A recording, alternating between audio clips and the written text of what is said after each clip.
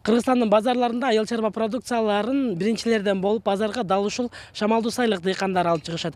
Буга чейин алар ошол түшүмдүү бат жетиштирип, мөмөсүн алуу үчүн кадимки полиэтилен пленкаларды колдонуп келишсе, акыркы 2 жылдан тарта мындай атайын материалдарды пайдаланып жатышат.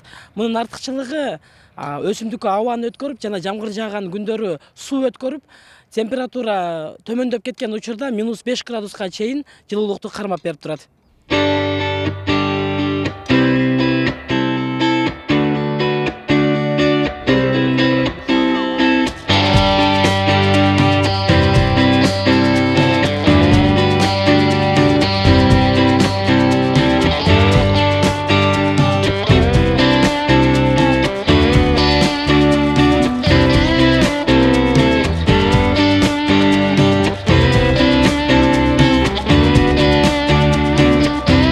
10 жылдан бeri дыйканчылык кылабыз.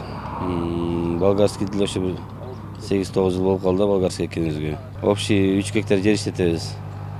2 гектар болгарский, калган помидор, баклажан, пияз эгебиз. Эрте чыгарыштын немесин кылып атабыз, эртерээк чыгарып, ошо рынокко эртерээк товарды өсүмдүк киргизиш керек болот. Жакшыраак баа кылыш керек, баага илешиш керек болот да. Негизи бир көчөт 2 килограммдан 2,5 килограммга чейин бериш керек да. Жакшылап карасаң. Ошондо 1 гектардан 100 тоннага чейин болгарский алса болот да. Мамлекеттен бизге эки эле жардам керек. Өзбекстандан кирген контрабанданы токтотуп берсе, жана бизге ЭАЭПке жол мындай тоскоолдук болбосо, ошол эле керек.